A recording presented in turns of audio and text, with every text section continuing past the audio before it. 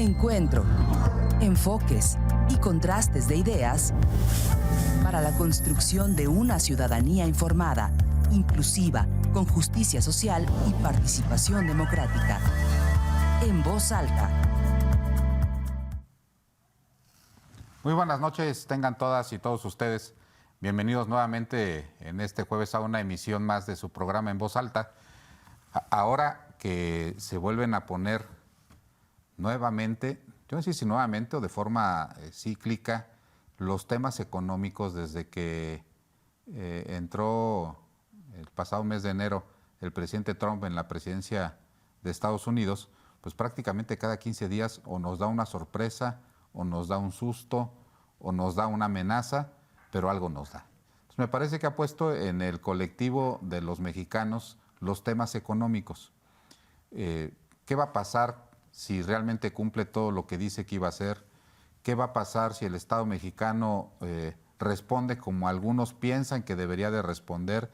¿Qué va a pasar si la política mexicana continúa en este ánimo de no confrontación? Me parece que son algunas de las preguntas, sobre todo qué va a pasar con la vida de todos nosotros, de los queretanos que pues vivimos de nuestro trabajo, que tenemos necesariamente que estar al pendiente de estos temas para hacer pues provisiones de vida futura, ¿no? Y entonces decidimos aquí en su programa En Voz Alta tener un invitado de lujo en esta noche para poder desmenuzar lo más a detalle que se pueda, pero sobre todo que le dé a usted información viable, que le dé información verídica, confiable, todo lo confiable que puede ser como las ciencias económicas, pero que le permiten a usted tomar decisiones, ¿no?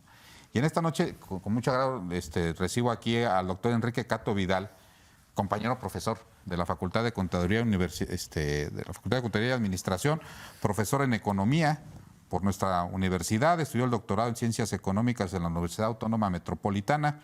Recientemente publicó los artículos Indeseable Incertidumbre, el efecto de las recesiones y la volatilidad política de las inversiones en la revista Innovar de la Universidad Nacional de Colombia y Vida y Trabajo, las decisiones gerenciales y el bienestar de los empleados en la revista Retos de la Universidad Politécnica Salesiana de Ecuador. Doctor Cato, pues muy buenas noches, bienvenido y pues vamos a empezar a abordar el tema.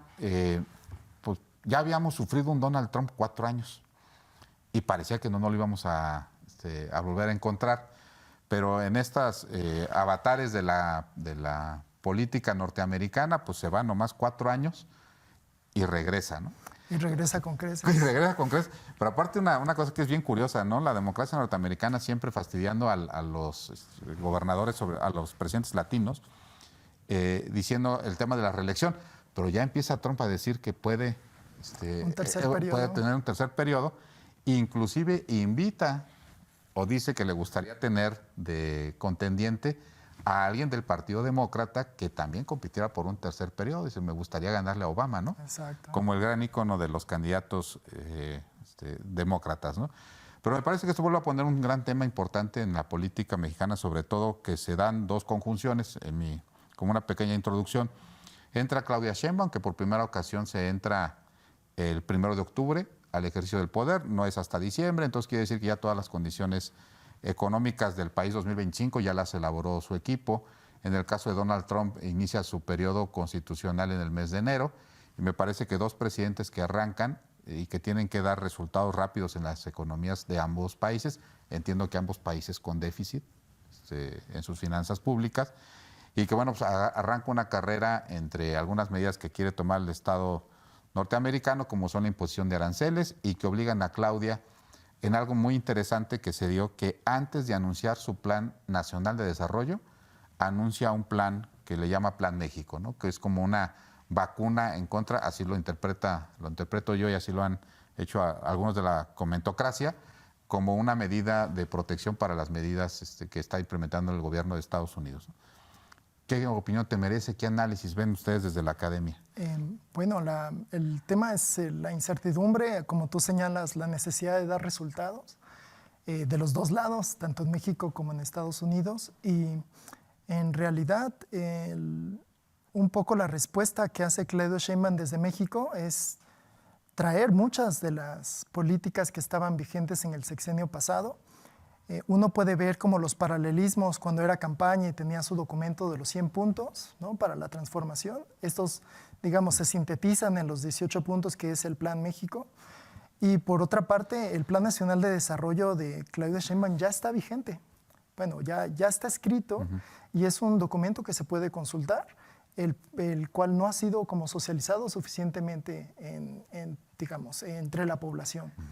Y el plan, digamos, el Plan México, que es la síntesis de todo lo que hemos estado platicando, pues es la necesidad de fortalecer mercados internos, es la necesidad de la soberanía alimentaria, la necesidad de la soberanía energética, el desarrollo tecnológico y finalmente esta necesidad de poder hacer que la economía mexicana funcione independientemente del modelo exportador, porque lo que estamos platicando alrededor del planeta estos días es que aquella vieja historia del libre comercio que pudo haber sido marcado la última parte del siglo XX es una situación que ya cambió.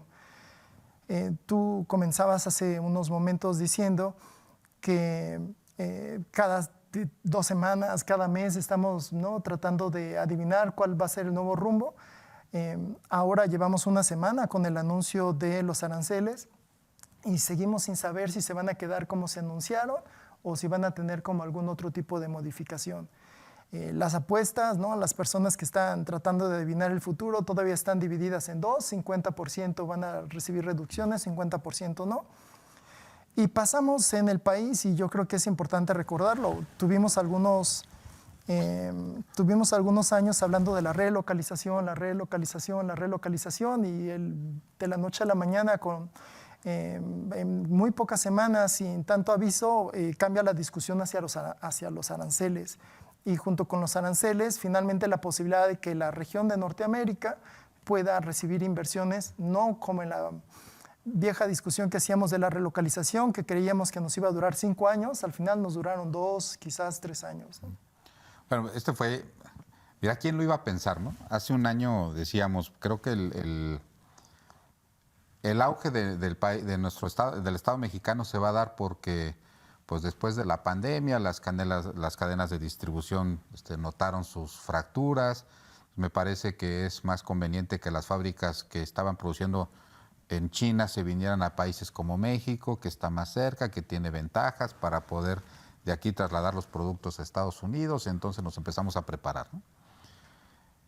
Y digo, para la gente que nos está escuchando, llega un Donald Trump y dice, sí, relocalización, pero en Estados Unidos.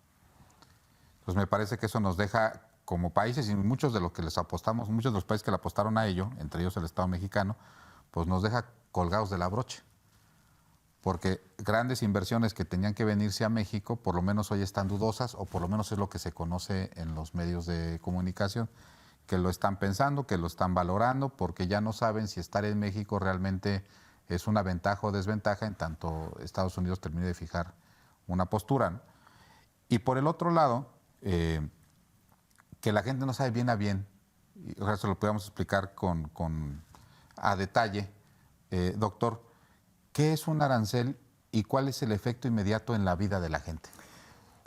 Bueno, tú planteabas este tema de repente aparecen estos aranceles. Los aranceles son impuestos. Al final lo que hace es que los productos suban de precio. Ese dinero esencialmente llega al gobierno de los Estados Unidos. Parte de las razones por las que el gobierno de Estados Unidos cobra un arancel es para que el gobierno estadounidense reciba más dinero. Recordar que en Estados Unidos no existe un IVA como existe en México, que lo cobra la Federación. Existe el impuesto al consumo que lo cobran los gobiernos locales. Los estados. Entonces han pasado la vida y, digamos, por razones varias se han endeudado. Es uno de los países que más dinero debe al extranjero, y una manera de resolverlo, digamos, se juntan como las dos necesidades: reabrir la industria directamente en territorio de Estados Unidos, y por la otra parte, que la población, que el gobierno de Estados Unidos pueda cobrar impuestos a las mercancías, que llegan muchas a Estados Unidos, y que con eso logre tratar de nivelar o cerrar el déficit presupuestario que tiene. El punto es que parecería que son los extranjeros los que van a pagarle al gobierno de Estados Unidos los aranceles. En el libre mercado, al final, el que tiene que pagar las cuentas es el que tiene menos opciones. Digamos, eso lo sabemos en la teoría económica. Y quien va a tener menos opciones va a ser el consumidor estadounidense, de tal forma que va a salir dinero del ciudadano estadounidense para el gobierno de Estados Unidos. En el discurso las cosas se ven como muy distintas. En realidad puede que una parte de los vendedores extranjeros terminen metiéndole dinero con menos ganancias hacia los aranceles, pero realmente la parte más sustancial, y eso es lo que hemos visto en el gobierno previo, donde empezó Donald Trump de 2017, su periodo de 4 años, es que el consumidor estadounidense es el que termina pagando más del incremento por aranceles. Ahora estábamos terminando un proceso alrededor del mundo de que habían tasas de inflación altas y empezaron a bajar. Finalmente vamos a llegar otra vez a ese punto y la situación se agrava porque no solamente vamos a tener una perspectiva de aranceles que va a incrementar los precios y el costo de vida, el alto costo de vida en Estados Unidos fue una de las causas que llevó a Donald Trump a la presidencia. Ahora también se percibe que va a haber un problema de recesión en Estados Unidos.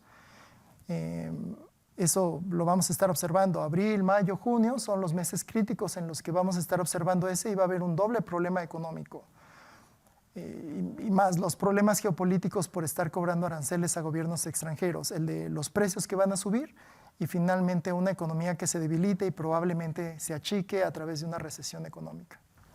Ya, podríamos entender, cuando usted que nos está viendo diga o escuche a Donald Trump decir vamos a ponerle arancel, y vamos a poner un ejemplo, ¿no?, a productos alimenticios que le vende México a Estados Unidos. De inicio parecería que el que lo vamos a pagar somos nosotros los mexicanos, pero no.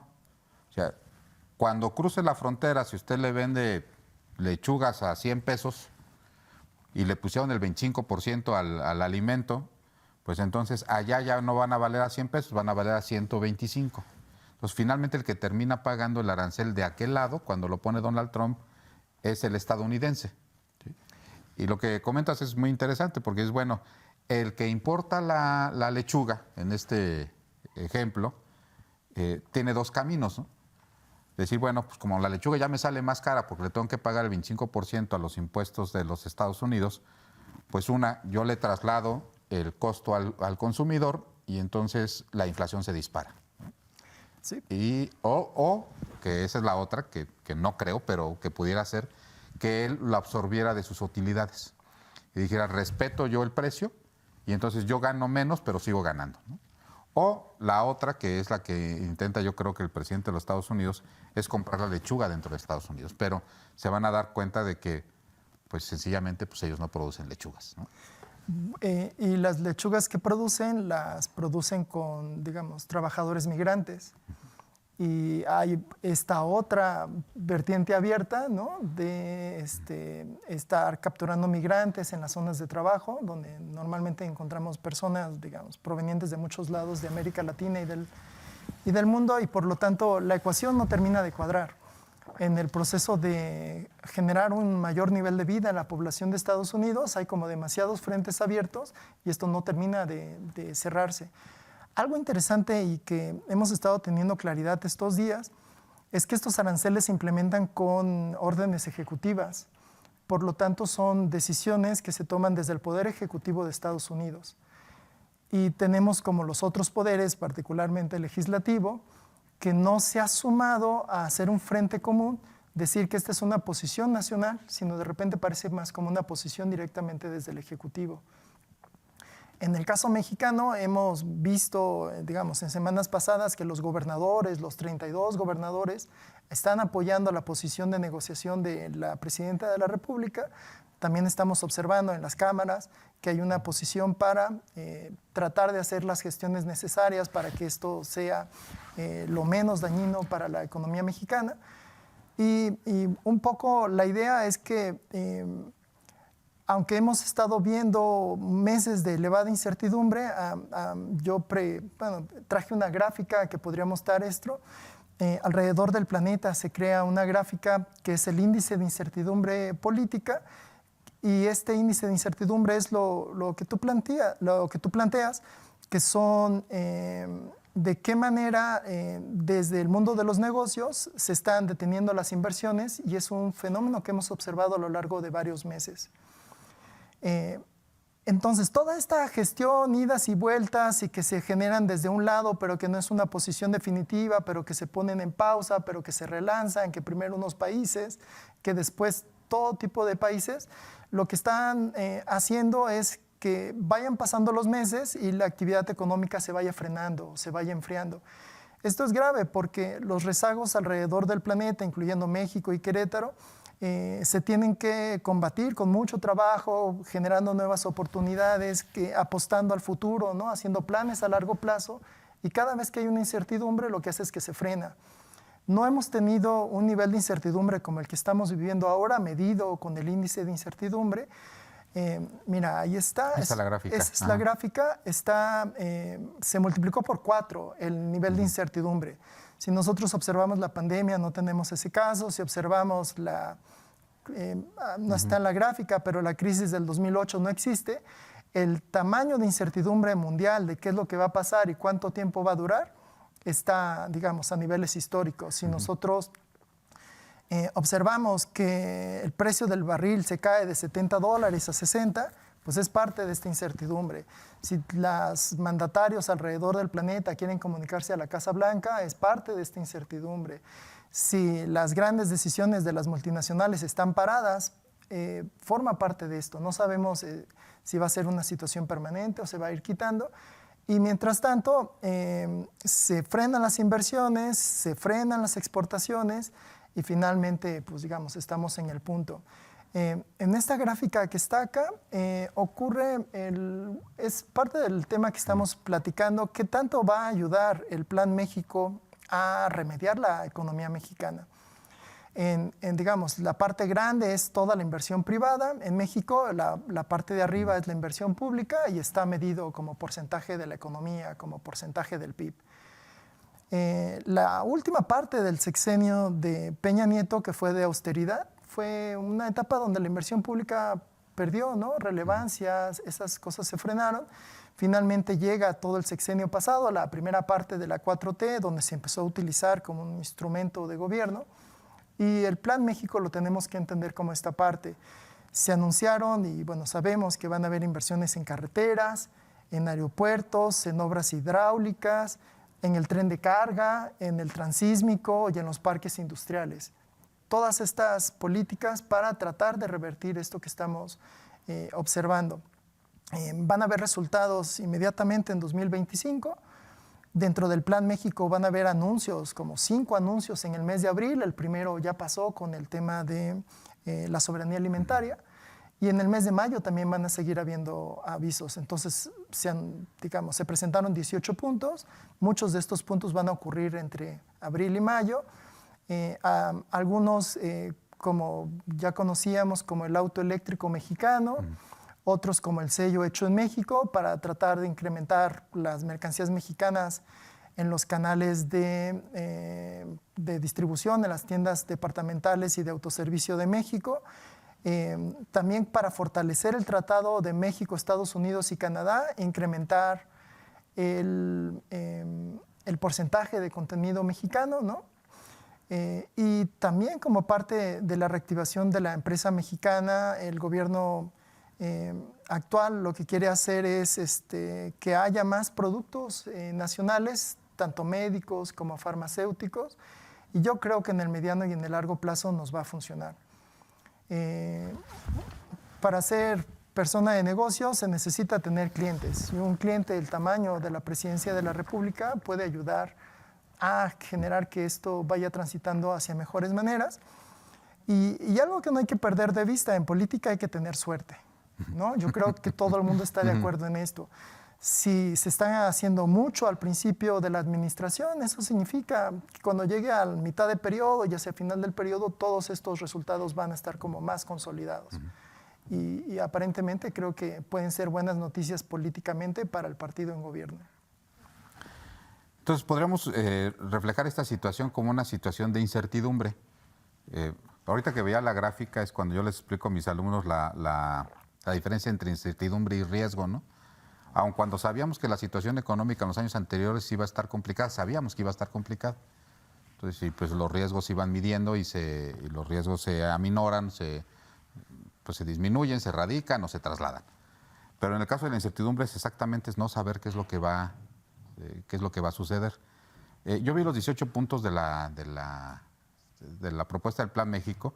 Me parece que son interesantes. Algunos son reciclados de políticas anteriores. No es un concurso de popularidad, doctor. Yo creo que siempre dicen, no, es que eso ya lo había visto. Pues si no es concurso de innovación, ¿no? O sea, relativamente las políticas que funcionan o que funcionaban en el pasado y que pueden volver a funcionar en el presente, me parece que hay que tomarlas.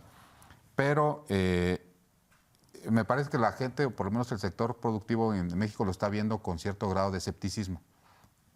No veo una algarabía sobre las propuestas, pues sobre la meta, sobre la presidencia, y sobre todo no veo ese entusiasmo empresarial para decir esto que está proponiendo la presidenta realmente es la solución. Porque me parece que todavía el país, salvo tu mejor opinión, está dividido entre los que opinan que la respuesta debería de ser como la tuvo Canadá, como la tuvo otros países, ¿no? Más beligerante en contra del presidente de los Estados Unidos y de contestar ahora sí que ojo por ojo y arancel por arancel. O lo que se dio en meses pasados, que fue el sometimiento del Estado mexicano a las peticiones que puso el presidente de Estados Unidos, ¿no? El caso del fentanilo, el caso de los soldados cuidándoles prácticamente el tema de las fronteras y que se disminuyera o que México se dejara de convertir en el puente de productos chinos para llegar a Estados Unidos, ¿no? Yo no dejo de pensar en que esta división en estos dos Méxicos todavía genera la incertidumbre interna. Algún día el Estado mexicano hará una situación arancelaria de esta manera o terminará en estos 18 puntos y ya no vamos a contestar con aranceles.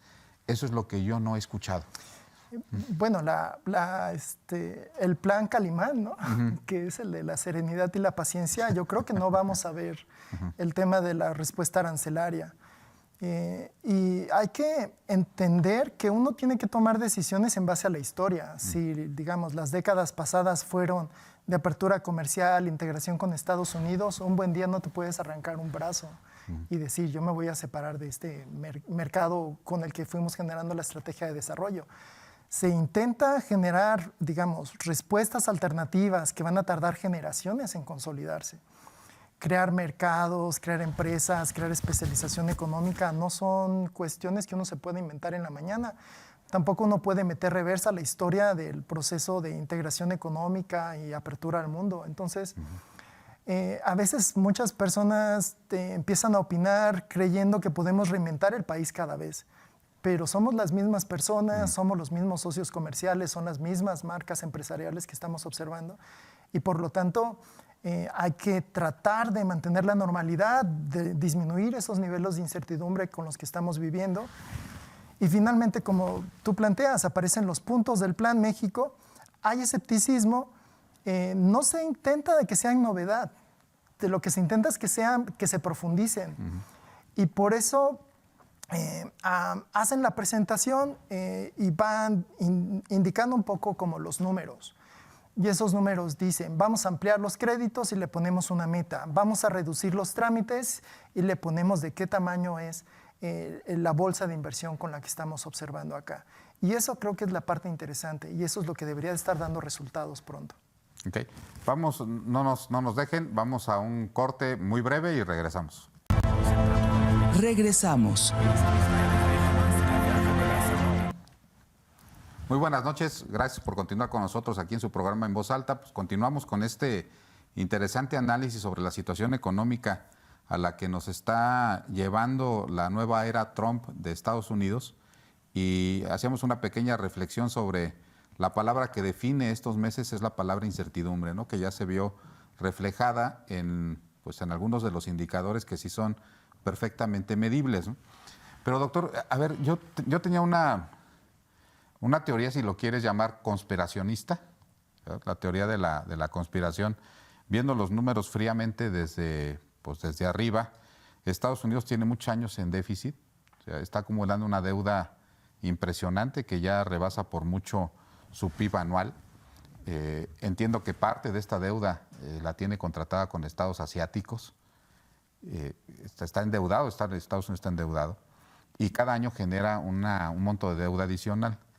En el caso del Estado mexicano, pues también se ha documentado que pasamos prácticamente en el periodo de Andrés Manuel a cerca de 16 billones de pesos de deuda.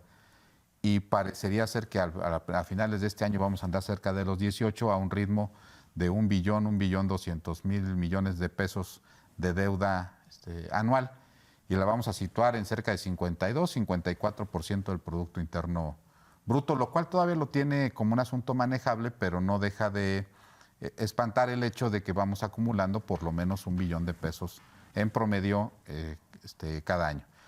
Y entiendo que los datos de Canadá estaban igual. Entonces, cuando la primera perspectiva que yo vi de que era una guerra arancelaria, pues dije, pues finalmente todos los países, al cobrarle más a las importaciones o a las exportaciones, parecería ser que el primer objetivo era todos solventar sus déficits, ¿no? Y me parece que Estados Unidos y Canadá lo hicieron muy bien. Pero en el caso del Estado mexicano, yo creí que una de las grandes tentaciones, creo que todavía existe, es realmente contestar con algunos aranceles, no solamente para poder satisfacer esa parte de la política mexicana que quiere sangre, que quiere conflicto, sino para que realmente al momento de que esto suceda, pues también se solucione el tema, una parte del tema de las finanzas públicas, ¿no? Porque sí ayudaría y ayudaría mucho al tema de la recaudación, porque pues lo pone Claudia Sheinbaum en su programa, en Plan México, el tema del incremento de los programas del bienestar, y lo dijo en una declaración, diciendo una parte de la solución al tema de los aranceles o a esta vorágine de temas económicos que se nos viene encima, dice, la protección son los programas sociales. Aunque el tema de los programas sociales sí existen y sí ayudan a la gente, pero el gran tema es cómo los vamos a financiar, ¿no? ¿Ayudaría a la economía mexicana realmente a adoptar este tema de los aranceles? Yo creo que es cruzar la cuerda floja, ¿no? Y creer que uno puede hacer maromas arriba, cobrando impuestos para incrementar la recaudación y del otro lado hacer la guerra comercial. Yo creo que no es algo que esté sobre la mesa. Ciertamente el gobierno mexicano se endeuda cada año, ese es el famoso déficit del 3%, y las cantidades son astronómicas porque somos un país ya de 130 millones de habitantes, pero no creo que vaya por ahí. De hecho, ni este gobierno ni gobiernos de otro partido político creo que estén buscando equilibrio fiscal en la federación. Se entiende que es un gobierno que, digamos, contrató deuda, y pienso yo que alguna estrategia más efectiva para reducir la deuda pública mexicana sería directamente ir a revisar los contratos que se firmaron en épocas pasadas y hacer el planteamiento de que no son contratos suficientemente legales o legítimos y finalmente cancelarlos. Sería una manera mucho más inmediata de reducir la deuda pública mexicana. Ciertamente se logró hacer como las 3 grandes bolsas. Una bolsa es todo el presupuesto del país, se va a los estados y a los municipios. Otra bolsa se va a los programas de bienestar, es enorme. Otra parte, digamos, la ejerce directamente la Presidencia de la República a través de sus secretarías. Y seguimos teniendo el tema de pagar deuda pública, ¿no? Que digamos, es la manera en que se administra el gobierno mexicano. Ya llevamos todo el sexenio pasado y el arranque de este sexenio se ve que el manejo de las finanzas públicas sigue teniendo más o menos como la misma característica.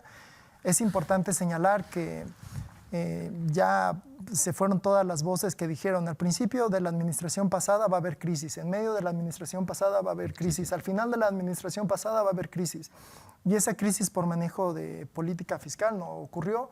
Y creo que lo que se está haciendo es lo que estamos conversando ahora, fortalecer el mercado interno, mantener todo el sector exportador, por lo menos con certidumbre dentro del país, aunque la incertidumbre en el extranjero no está ayudando. Y eventualmente el arreglo final que vimos, se le van a cobrar impuestos muy altos al resto del mundo y bajos a México y Canadá, de tal forma que aquella historia que contábamos de la relocalización todavía sigue teniendo vigencia. Pero no veo que el incremento en la recaudación vaya a venir por acá. Seguramente van a aparecer posibilidades de cobrar herencias o pueden surgir otros impuestos directamente a los rendimientos financieros o algún tipo de control de capital. Esos serían como, digamos, más en la tónica de lo que hemos estado observando. Hay dos, digamos, instrumentos que están pensados. Uno es el 15% de impuestos a las multinacionales, que no es un impuesto mexicano, sino es un impuesto mundial. Y el otro impuesto es a la riqueza. Este lo patrocinó el año pasado, digamos, ya hay un anuncio formal del Grupo de los 20, auspiciado por Brasil y Fondo Monetario Internacional, que, digamos, cobrar un cierto porcentaje sobre las grandes fortunas en cada uno de los países, porque se implementaría de manera simultánea alrededor del planeta, pudiera ayudar a generar más ingreso. Y pienso que estos instrumentos serían como más de mediano plazo, menos problemáticos porque son implementaciones conjuntas entre los países, que aprovechar la coyuntura de los aranceles y todavía multiplicar más el problema de la incertidumbre.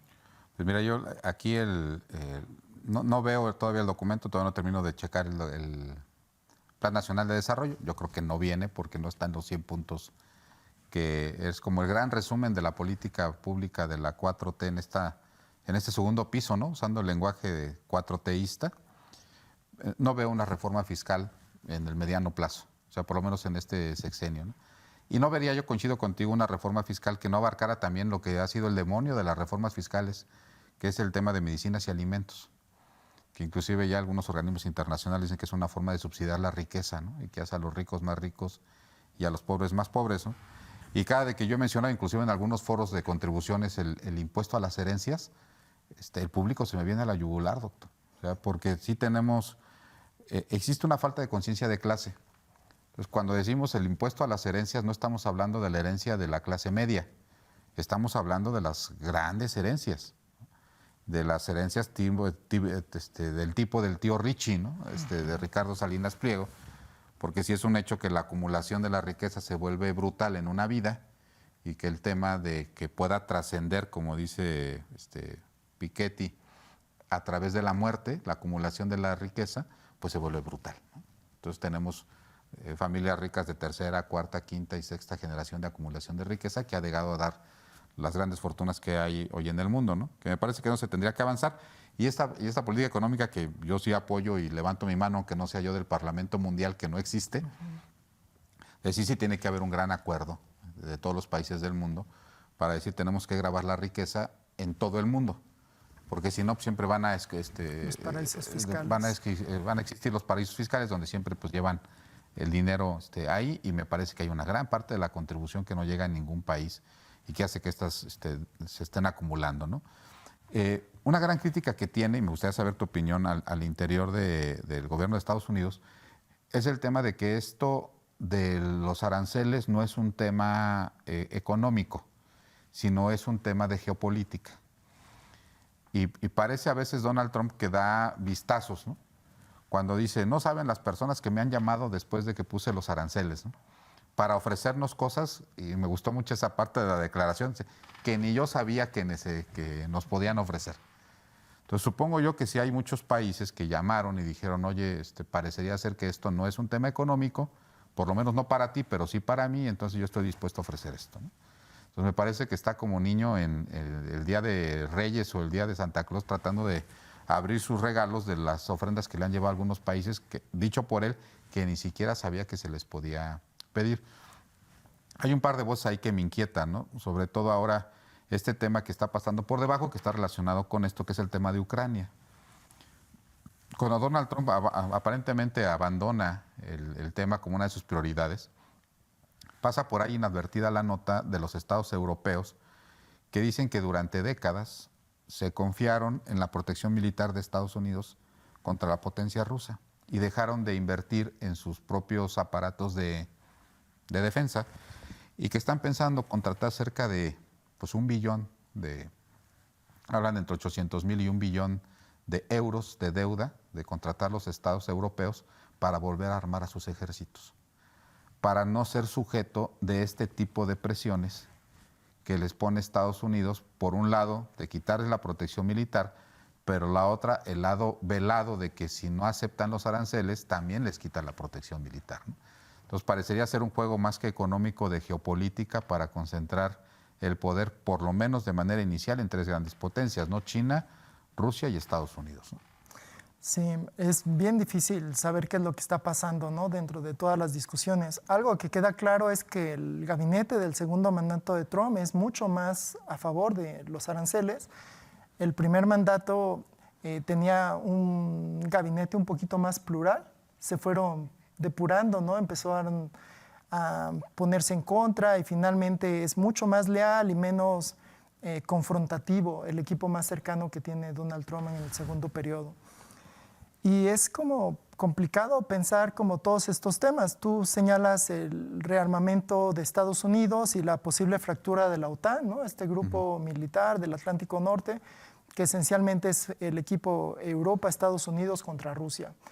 Lo que también hemos visto en días pasados es que hay una alianza entre China, Corea del Sur y Japón que genera otro bloque dentro del planeta, y lo que estamos observando es esa tendencia que se ha señalado durante mucho tiempo, que ya no es la globalización, sino el proceso contrario. Desglobalizar y generar regionalizaciones. Cuando tú dices qué tanto de los aranceles puede ser geopolítico, sin duda, que creo que ese elemento está. Algunas cosas que se han estado ofreciendo son como, por ejemplo, terrenos para hacer la instalación de bases militares, ¿no? El ejemplo de los metales raros para toda la electromovilidad y bueno, quién sabe cuántas otras cosas se están ofertando. Pero yo creo que hay un componente intrínseco que sí es económico. Y la apuesta es a que las empresas estadounidenses que no están fabricando en Estados Unidos regresen. Pero la discusión quizás haya que ponerla en términos de cuáles son las empresas que necesita Estados Unidos para entrar al siglo XXI. Las empresas que quiere que produzcan, esas fueron estrellas el siglo pasado.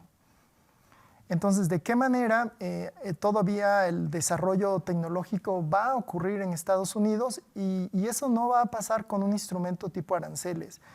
Y tú y yo, que somos profesores, sabemos que las respuestas pueden ser un poco más sencillas de lo que en realidad la política las hace.